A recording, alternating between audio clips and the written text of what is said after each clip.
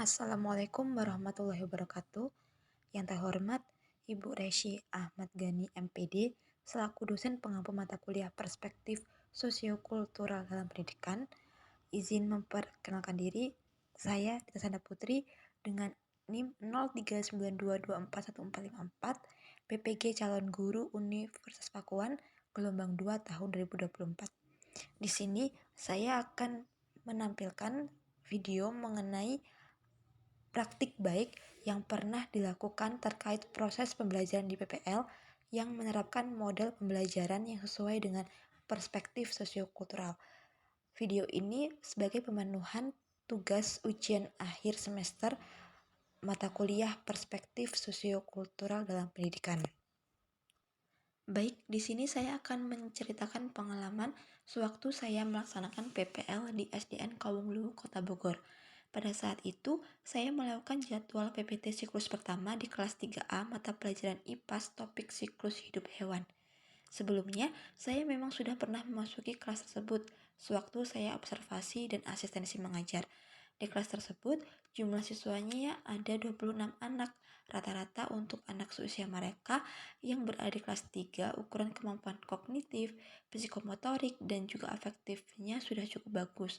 Namun, terdapat anak yang menonjol di kelas tersebut memiliki kemampuan yang masih lemah atau low dibandingkan dengan teman-teman yang lainnya. Anak tersebut sudah bisa mengenali macam-macam huruf, namun jika diminta untuk membaca, anak tersebut masih belum bisa, masih perlu bimbingan. Anaknya aktif namun memang terlihat berbeda dengan teman-teman yang lain. Untuk berhitung juga masih lemah dan menulis juga tergolong lama dibanding yang lain. Tetapi anak tersebut sangat bersemangat untuk bersekolah, jarang sekali untuk absen atau tidak masuk sekolah. Anak-anak di kelas 3A juga sudah paham dan mengerti tentang kondisi anak tersebut. Sewaktu saya menjalani pembelajaran di kelas tersebut, saya menggunakan metode pembelajaran problem based learning dengan metode tanya jawab, diskusi, dan penugasan serta pengerjaan LKPD. Saya membagi dalam beberapa kelompok, di mana saya membagi kelompoknya secara heterogen. Setiap kelompok saya bagi LKPD yang harus mereka selesaikan dengan kegiatan menggunting dan menempel mengenai siklus hidup hewan, seperti kupu-kupu, kotak, belalang, kecoa, ayam, dan nyamuk. Kemudian setelah pengerjaan LKPD, itu saya meminta untuk masing-masing kelompok mempresentasikan di depan kelas. Awalnya teman satu kelompok yang bersama dengan anak tersebut saling membantu satu sama lain. Memang awalnya mereka tidak mempercayakan pembagian kerja kelompok dengan anak tersebut. Namun setelah saya memberikan arahan pengertian, teman-teman yang lain akhirnya memberikan kesempatan kepada anak tersebut untuk mengerjakan bagian tugasnya di kelompok. Adapun untuk tujuan pembelajaran, yang pertama yaitu membantu siswa memahami konsep siklus hidup hewan. Yang kedua, memfasilitasi pembelajaran yang menyenangkan dan interaktif dengan dukungan visual. Yang ketiga, meningkatkan kepercayaan diri siswa dalam menyelesaikan tugas kelompoknya. ZPD atau Zone of Proximal Development adalah konsep yang menunjukkan perbedaan antara kemampuan yang dapat dikerjakan oleh siswa secara mandiri dan kemampuan yang hanya dapat dicapai dengan bantuan orang lain, guru atau teman sekelas. Dan adapun tugas yang dapat dikerjakan dengan bantuan ZPD terhadap peserta didik di kelas 3A tersebut adalah sebagai berikut. Yang pertama, membaca. Anak tersebut masih membutuhkan bimbingan saat membaca. Dalam hal ini, membaca dengan lancar adalah tugas yang ada dalam ZPD anak tersebut. Dengan dukungan yang tepat seperti mendikte huruf per huruf atau memberikan contoh, anak dapat secara bertahap menguasai kemampuan membaca dengan lebih baik. Kemudian yang kedua, menulis. Ketika anak kesulitan menulis, bisa diberikan dukungan dengan mendikte kalimat atau huruf per huruf. Hal ini membantu anak untuk menyelesaikan tugas menulis yang pada awalnya terlalu sulit untuk dilakukan secara mandiri. Dan yang ketiga, itu mengerjakan tugas kelompok. Anak tersebut juga menunjukkan ketertarikan untuk mengerjakan tugas kelompok meskipun teman-temannya awalnya tidak percaya memberinya tanggung jawab. Setelah mendapatkan dukungan dan arahan, anak tersebut dapat mulai berpartisipasi dalam tugas tersebut, yang menunjukkan bahwa dengan bimbingan anak tersebut mampu melakukan bagian dari tugas yang lebih kompleks yang sebelumnya terasa sulit baginya. Scaffolding adalah pendekatan pengajaran yang memberikan dukungan bertahap untuk membantu siswa mengembangkan keterampilan mereka secara mandiri. Langkah-langkah scaffolding yang dapat diberikan untuk meningkatkan kemampuan kognitif, afektif, dan psikomotorik terhadap siswa kelas 3A tersebut adalah sebagai berikut. Pertama yaitu modeling atau memberikan contoh. Di sini memberikan demonstrasi tentang tugas yang akan dikerjakan, misalnya menunjukkan cara menggunting, gambar, dan menyusun tahapan siklus hidup hewan secara berurutan. Kemudian pemberian visualisasi yaitu berupa gambar atau video pendek tentang siklus hidup hewan seperti kupu-kupu atau katak dapat digunakan sebagai alat bantu. Dan pemberian visualisasi dan demonstrasi ini diharapkan dapat membantu perkembangan kognitif anak tersebut secara bertahap. Di sini saya menggunakan video pembelajaran berupa animasi yang bisa memberikan gambaran terhadap peserta didik tersebut bagaimana siklus hidup hewan seperti bagaimana metamorfosis dari kupu-kupu dan juga katak. Dan dari animasi tersebut juga bisa membantu anak tersebut memahami materi yang sedang dijelaskan atau yang sedang dipelajari mengenai siklus hidup hewan.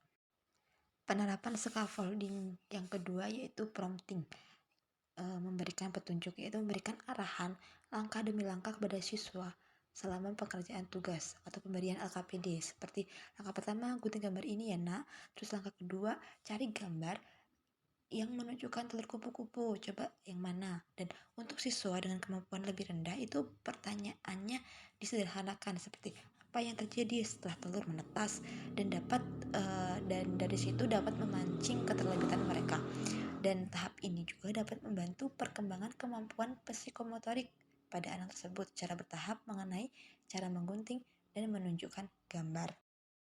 Berikut merupakan LKPD yang harus dikerjakan secara berkelompok untuk mengetahui kemampuan dan pemahaman peserta didik mengenai materi yang diajarkan.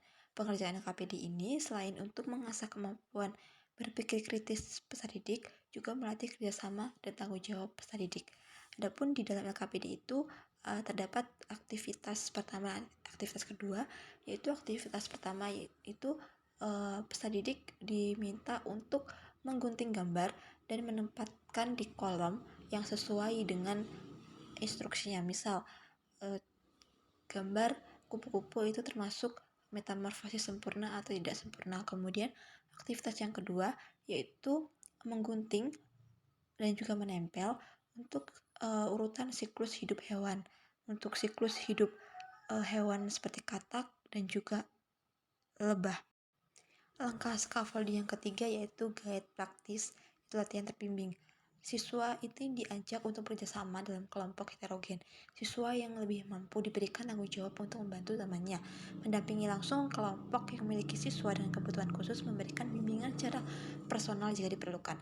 Pada tahap ini, kolaborasi dan juga pendampingan terbimbing untuk melatih dan mengembangkan kemampuan afektif anak tersebut secara bertahap sesuai dengan model PBL dan pemberian LKPD yang diterapkan di kelas. Langkah yang keempat yaitu pemberian feedback dan motivasi. Memberikan pujian pada setiap usaha siswa, misalnya, bagus sekali nak, kamu sudah bisa menyusun 2 gambar dengan benar. Semangat ya. Juga dapat memberikan penghargaan kecil kepada kelompok untuk menumbuhkan semangat kolaborasi. Dengan pemberian feedback dan motivasi ini, diharapkan mampu memberikan dukungan dalam membangun kepercayaan diri dan motivasi anak tersebut, meskipun anak tersebut itu sangat semangat untuk bersekolah. Proses pembelajaran terakhir yaitu pemberian evaluasi. Di sini untuk peserta didik atau siswa yang terbilang lemah dibanding dengan yang lain itu diberikan pendampingan dan pengarahan yang lebih dibanding dengan teman-teman yang lain untuk sistem pengerjaannya, sehingga anak tersebut tidak terlalu kesulitan dalam mengerjakan dan menjawab soal-soal yang diberikan oleh guru. Cukup sekian presentasi video dokumentasi mengenai praktik baik yang pernah dilakukan terkait proses pembelajaran PPL yang menerapkan model pembelajaran yang sesuai dengan perspektif sosiokultural. Kurang dan lebihnya saya mohon maaf. Sekian dan terima kasih. Saya akhiri. Wassalamualaikum warahmatullahi wabarakatuh.